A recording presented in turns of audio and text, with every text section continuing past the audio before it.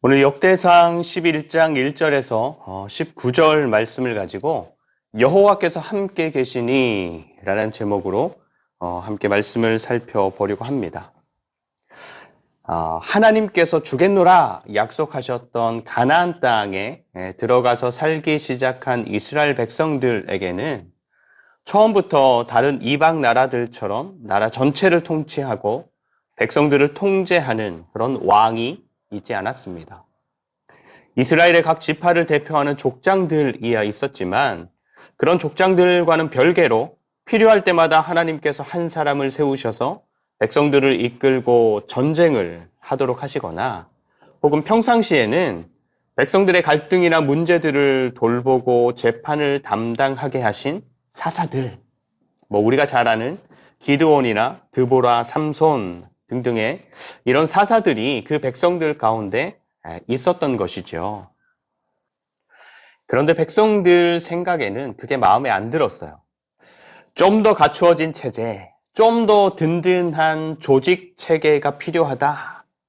온 백성들의 힘을 모아서 강력한 나라를 만들고 자기들을 좀 더 강력하게 이끌어줄 사람이 필요하다라고 해서 하나님께 왕을 요구하지요. 그래서 마지막 사사였던 사무엘을 통해서 왕을 세우게 되고 그때부터 이스라엘은 필요할 때마다 사사를 통해서 나라가 보살펴지고 지켜지던 그런 시대가 끝이 나고 왕이 통치하는 시대가 시작된 것입니다. 근데 우리가 잘 알고 있지만 구약 성경은 이 왕이 통치했던 이스라엘의 역사를 두 번 기록합니다. 한 번은 어디예요? 사무엘 상하와 열왕기 상하에서 한 번 기록하고 또 다른 한 번은 우리가 오늘 보고 있는 역대기, 역대상하에서 또 한 번 왕들의 역사를 기록하는 것입니다. 근데 역사를 기록하는 관점이 다르죠. 간단하게 말씀드리면 사무엘 상하와 열왕기 상하는 우리는 왜 망했는가에 대한 대답으로서 정리된 이스라엘 왕들의 역사입니다. 다시 한번 우리는 왜 망했는가에 대한 대답으로서 정리된 이스라엘 왕들의 역사입니다. 왜 망했는가? 어떻게 하나님이 거하시는 성전이 이방인들의 손에 의해서 무너질 수 있는가?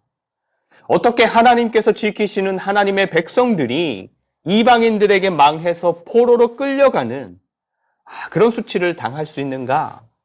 하나님은 계시는가? 어디에 계시는가?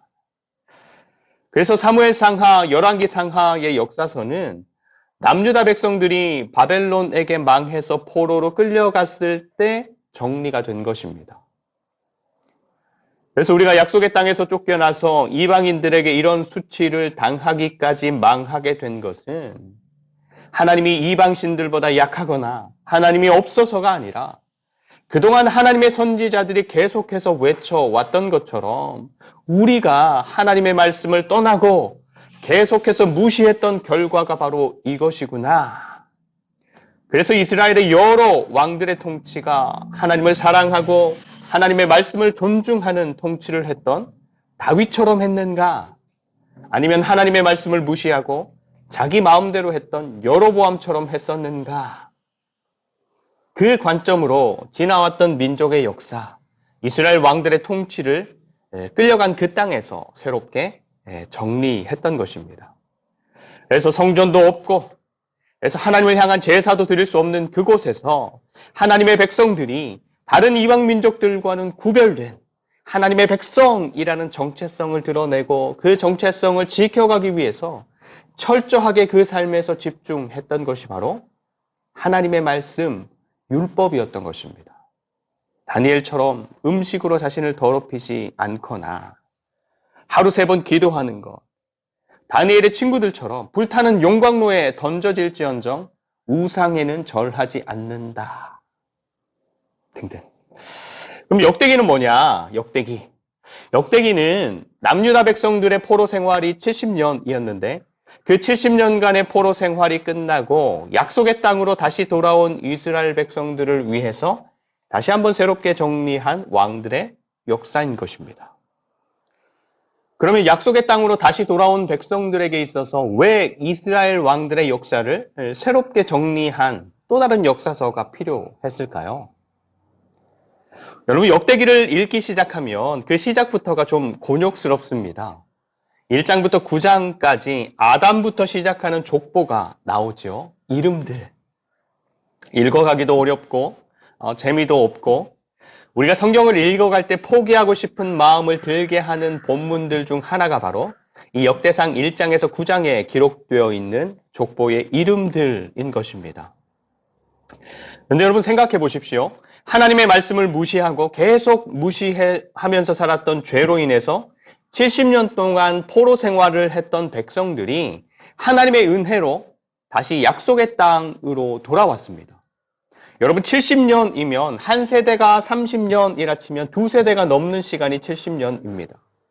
그리고 돌아왔다라고 표현하기는 했지만 사실 바벨론 땅에서 예루살렘으로 왔던 사람들의 대부분은 바벨론에서 태어나서 자란 사람들이었습니다.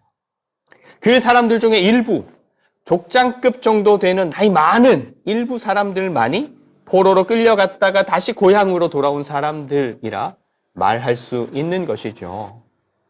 그렇기 때문에 이렇게 바벨론에서부터 예루살렘으로 옮겨온 사람들, 그리고 일부 돌아온 사람들에게 있어서 무엇보다 필요한 것이 바로 하나님께서 약속하시고 주셔서 가나안 땅, 예루살렘에 정착해서 살았던 자기네 조상들의 이름, 족보인 것입니다. 그래서 아담부터 시작되는 족보가 길게 기록되고 있는 것인데 창세기에서처럼 아주 많이 기록하지도 않았지만 기록한 사람들 중에서도 강조하고자 하는 사람들이 있어요.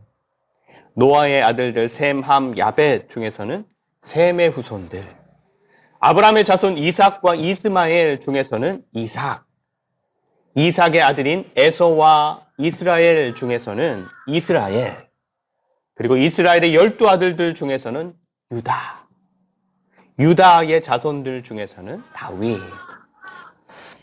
그래서 이렇게 선별해서 기록하고 강조해서 기록하는 것을 통해서 하나님께서 지나온 시간들 가운데 선택하셔서 당신의 나라를 세우시고 당신의 역사를 함께 이루어 오셨던 사람들이 누구였었는지, 그래서 온 나라가 범죄해서 70년 동안 유배 생활을 하기는 했었지만 다시금 약속의 땅으로 불러내셔서 당신의 나라와 당신의 뜻을 다시금 이루어 가고자 하는 사람들이 누구인지에 대해서 분명하게 밝히고 정리하는 것입니다. 그래서 예루살렘으로 옮겨온 남유다를 중심으로 한 이스라엘 백성들은 자기들에게 주어진 새로운 삶의 자리, 이방인의 땅, 바벨론이 아니라 모든 것들이 무너지고 폐허가 되었지만 하나님께서 약속으로 주셨던 땅이라는 새로운 삶의 자리에서 지나온 역사를 돌아보면서 깨닫고 발견한 하나님의 선택하심, 하나님의 뜻, 그것을 중심으로 이스라엘 왕들의 역사를 새롭게 정리하는 것입니다. 그래서 그렇게 새롭게 정리된 역사 위에서 하나님의 새로운 역사를 다시금 이루어 가려고 하는 것이죠. 그래서 왕들의 이야기도 사울부터 시작하게 되지만 앞에 10장에서 사울의 이야기는 열왕기서와 비교해서 보면 굉장히 짧습니다. 그리고 사울의 다른 이야기는 없고 마지막에 어떻게 죽었는지만 짧게 언급하고 11장, 오늘 말씀부터 다윗의 이야기를 본격적으로 하기 시작하는 것입니다. 그럼 먼저 1절에서 3절까지의 말씀을 한번 보겠습니다. 1절에서 3절, 온 이스라엘이 헤브론에 모여 다윗을 보고 이르되 우리는 왕에 가까운 혈족이니이다. 전에 곧 사울이 왕이 되었을 때에도 이스라엘을 거느리고 출입하게 한 자가 왕이시었고 왕의 하나님 여호와께서도 왕에게 말씀하시기를 내가 내 백성 이스라엘의 목자가 되며 내 백성 이스라엘의 주권자가 되리라 하셨나이다 하니라. 이에 이스라엘의 모든 장로가 헤브론에 있는 왕에게 나아가니 헤브론에서 다윗이 그들과 여호와 앞에 언약을 맺으며 그들이 다윗에게 기름을 부어 이스라엘의 왕으로 삼으니 여호와께서 사무엘을 통하여 전하신 말씀대로 되었더라. 아멘. 여러분, 다윗이 왕이 되는 과정을 알고 계시지요?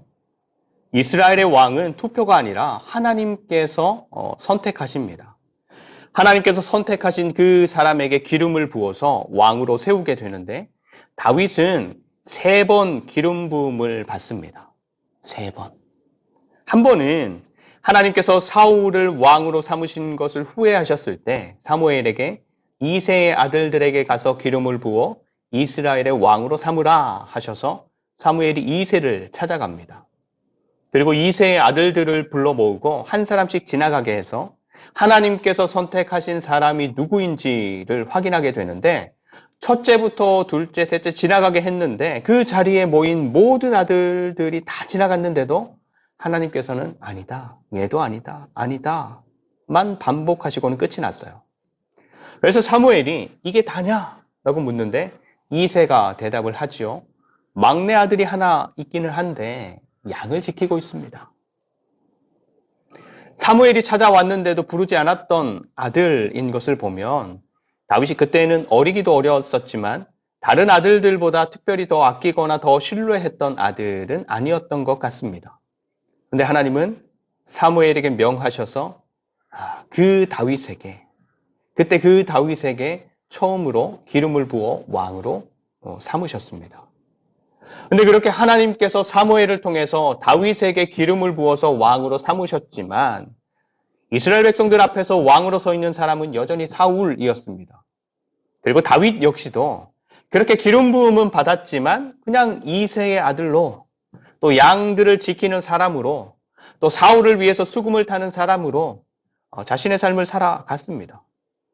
그런데 골리앗을 쓰러뜨리는 일을 시작으로 해서 사람들에게 주목받기 시작하고 칭찬받고 점점 더 인정받게 됩니다. 그런데 아이러니하게도 다윗이 그렇게 드러나고 사람들에게 인정받으면 받을수록 사울에게는 점점 더 미움을 받게 되죠. 그래서 다윗은 그때로부터 사울이 죽을 때까지 계속해서 쫓겨다니고 숨어다니고 도망다니는 삶을 살게 되는 것입니다. 그러다가 사울이 죽자 헤브론, 남유다 땅에서 남유다 백성들의 왕으로 다시 두 번째 기름 부음을 받게 되고 마지막 세 번째 기름 부음이 바로 오늘 말씀에서처럼 남유다뿐만 아니라 온 이스라엘 백성들의 왕으로 인정받고 기름 부음을 받게 되었던 것입니다.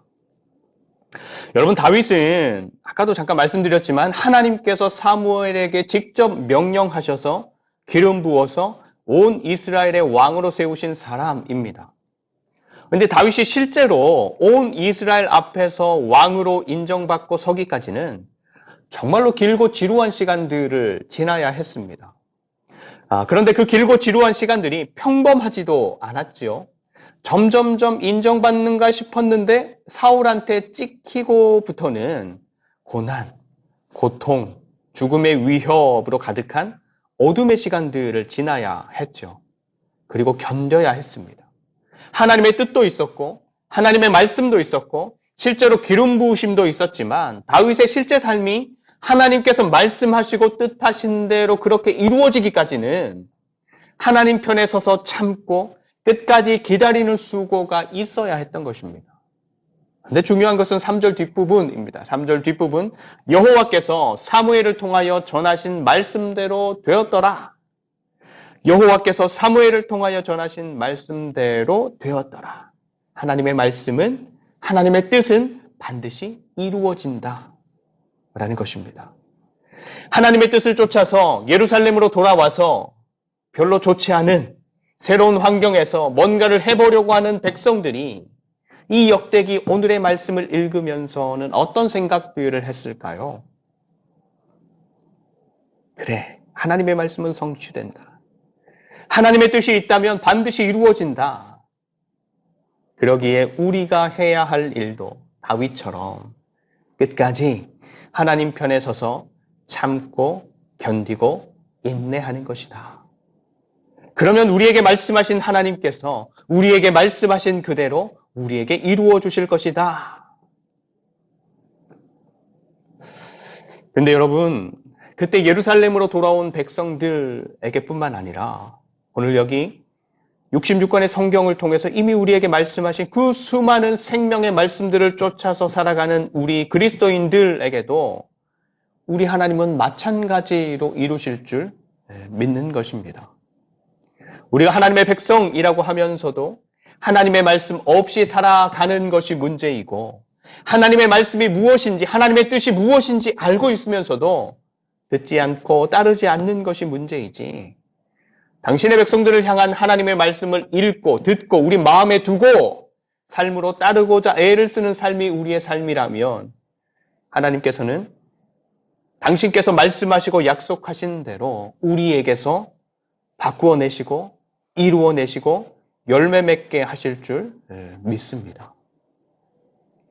그리고 이어지는 말씀을 보면 하나님의 말씀, 하나님의 약속을 바라보면서 하나님 편에 서서 인내하고 기다리고 견뎌가는 사람들의 삶에 하나님께서 어떤 것들을 더하시는지를 알 수 있는데 4절부터의 말씀입니다. 4절부터 9절까지 말씀. 다윗이 온 이스라엘과 더불어 예루살렘 곧 여부스에 이르니 여부스 땅의 주민들이 거기에 거주하였더라. 여부스 원주민이 다윗에게 이르기를 내가 이리로 들어오지 못하리라 하나 다윗이 시온산 성을 빼앗았으니 이는 다윗 성이더라. 다윗이 이르되 먼저 여부스 사람을 치는 자는 우두머리와 지휘관으로 삼으리라 하였더니 스루야의 아들 요압이 먼저 올라갔으므로 우두머리가 되었고 다윗이 그 산성에 살았으므로 무리가 다윗 성이라 불렀으며 다윗이 밀로에서부터 두루 성을 쌓았고 그 성의 나머지는 요압이 중수하였더라. 만군의 여호와께서 함께 계시니 다윗이 점점 강하여 가니라. 아멘. 하나님께서 어떻게 일하십니까? 다윗의 삶과 다윗의 통치를 점점 더 견고하고 든든하게 세워가십니다.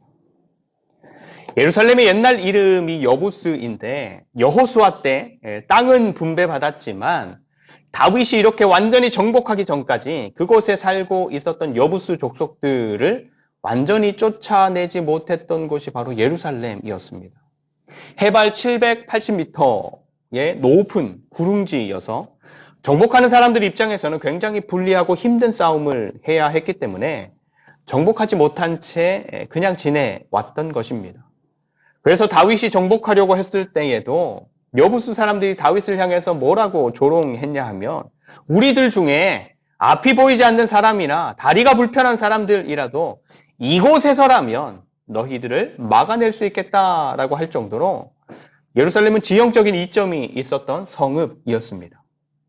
그런데 다윗은 지금까지 누구도 정복하지 못했던 그 예루살렘을 단번에 정복할 수 있었는데 그 비결이 무엇이었다라고 하는 것입니까? 그 비결 뭐래요? 여호와 하나님. 여호와 하나님께서 다윗과 함께 계시고 다윗의 무기가 되시고 다윗을 위해서 싸우시니까 다윗을 막아서는 사람들이 어떤 대단한 이점을 가졌는지 다윗의 반대편에 있는 사람들이 다윗보다 얼마나 강한지가 전혀 상관이 없는 것입니다. 그리고 반대로 내가 얼마나 불리한지 안 되는 건 무언지 이런 건 역시도 전혀 상관이 없는 것입니다. 하나님께서 함께 하시고 하나님께서 세우시고 하나님께서 이끄시는 사람, 그런 일, 그런 행사를 방해하거나 막을 수 있는 것들은 존재하지 않는 것입니다. 여러분, 하나님께서 함께 하시는 사람들은 그 삶이 점점 더 견고하게 세워집니다. 여러분, 하나님께서 함께 하셔서 그 삶을 움직여가는 사람들은 점점 더 자라가게 됩니다. 여러분, 우리의 삶은 어떻습니까? 열심히, 부지런히, 많이 하고는 있는 것 같은데 뭔가 계속 분주하고 놓치고 새어나가고 무너지고 잃어버리는 삶인지 아니면 힘들기도 하고 어렵기도 하지만 얻어가고 세워지고 자라가는 삶인지를 하나님 앞에서 정직하게 고민해 보면 좋겠다라는 것입니다. 그래서 하나님 없이 나만 열심히 달려가는 삶이 아니라 하나님의 말씀 안에 있기에 하나님께서 함께 하시고 그래서 점점 더 견고하게 세워져 가고 하나님을 향해서 자라가는 저와 여러분들이 삶이 되어야 할 줄 믿는 것입니다. 마지막으로 하나님의 말씀, 하나님의 약속을 바라보면서 하나님 편에 서서 인내하고 기다리고 견뎌가는 사람들의 삶에 하나님께서 더하시는 것은 바로 사람들입니다. 사람들. 10절부터의 말씀이죠. 15절까지만 한번 보겠습니다. 15절까지만. 다윗에게 있는 용사의 우두머리는 이러하니라. 이 사람들이 온 이스라엘과 더불어 다윗을 힘껏 도와 나라를 얻게 하고 그를 세워 왕으로 삼았으니 이는 여호와께서 이스라엘에 대하여 이르신 말씀대로 함이었더라. 다윗에게 있는 용사의 수효가 이러하니라. 학몬 사람의 아들 야소부함은 30명의 우두머리라. 그가 창을 들어 한꺼번에 300명을 죽였고 그 다음은 아호와 사람 도도의 아들 엘르아살이니 세 용사 중 하나이라. 그가 바스담밈에서 다윗과 함께 있었더니 블레셋 사람들이 그곳에 모여와서 치니 거기에 보리가 많이 난 밭이 있더라. 백성들이 블레셋 사람들 앞에서 도망하되 그가 그 밭 가운데 서서 그 밭을 보호하여 블레셋 사람들을 죽였으니 여호와께서 큰 구원으로 구원하심이 없더라. 30 우두머리 중 세 사람이 바위로 내려가서 아둘람 굴 다윗에게 이를 때에 블레셋 군대가 르바임 골짜기에 진쳤더라. 아멘. 뒤에 16절부터 이어지는 말씀을 봐도 그렇지만 다윗과 함께하는 사람들은 그냥 괜찮은 정도의 사람들이 아니라 아주 헌신된 사람들이었습니다. 자기의 상황을 먼저 챙기거나 돌보는 사람들이 아니었습니다. 또 다윗이 통치하는 나라를 위하는 일이라면 자신의 삶을 던질 줄 아는 사람들, 그리고 다윗이 하는 말이라면 그냥 흘려듣지 않는 사람들, 그래서 다윗으로 하여금 좀 더 조심하게 하고 좀 더 각성하게 하고 좀 더 바로 서게 하고 더 하나님을 의지하게 했던 사람들이 바로 다윗과 함께하는 이 사람들이었는데 하나님은 다윗에게 이런 충성스럽고 헌신된 사람들을 더하여 주셨던 것입니다. 외롭지 않았겠죠? 또 예루살렘이라는 요새가 주는 든든함보다 여기에 기록된 사람들과 함께하는 것이 주는 든든함과 만족함이 더 크지 않았겠습니까? 하나님께서 함께 하셨던 다윗이 누렸던 정말로 큰 복이 바로 함께하는 사람들의 복이었던 것입니다. 이 사람들과 함께 나라를 위해 고민하고 이 사람들과 함께 교제하고 이 사람들과 함께 전쟁에 나가서 싸우고 이 사람들과 함께 울고 웃으면서 살아가는 왕으로서의 대부분의 삶, 물론 사람들 때문에 힘들고 어려웠던 때도 정말로 많았지만 다윗은 자기와 함께하는 이 사람들, 하나님께서 더하여 주신 이 사람들 덕분에 그 삶이 정말로 풍성할 수 있었던 것입니다. 여러분, 지금 우리의 삶은 하나님의 말씀 위에 세워져 있는 삶입니까? 아니면 내 생각, 내 지식, 내 경험, 내 장점 등등 세상의 어떤 것 위에 세워져 있는 삶입니까? 그리고 요즘 우리의 삶은 하나님께서 함께 하시는 삶으로 가고 있습니까? 아니면 하나님과 상관없는 삶에 가깝게 살아가고 있습니까? 우리의 삶에 함께 하셔서 우리에게 말씀하시고 인도하시고 견고하게 세워가시는 하나님을 깊이 만나는 저와 여러분들이 되시기를 축복합니다. 그래서 세상의 그 어떤 힘이나 능력이나 사람이나 제도보다 든든한 우리 하나님으로 인해서 평강을 누리며 날마다 자라가는 복된 그리스도인들이 되시기를 간절히 축원드립니다. 기도하겠습니다. 하나님, 우리의 눈을 들어 하나님께로 시선을 돌립니다. 하나님, 우리의 손을 들어 하나님을 붙잡고 의지합니다. 늘 하나님의 말씀을 신뢰하여 하나님 편에 서서 삶을 살아내는 백성들이 되게 하시고 그런 믿음의 싸움을 잘 싸우고 견딤으로 살아계신 하나님을 깊이 아는 살아있는 그리스도인들, 생명력 넘치는 그리스도인들, 흔들리지 않고 견고하여 날마다 자라가는 그리스도인들이 되게 하여 주시옵소서.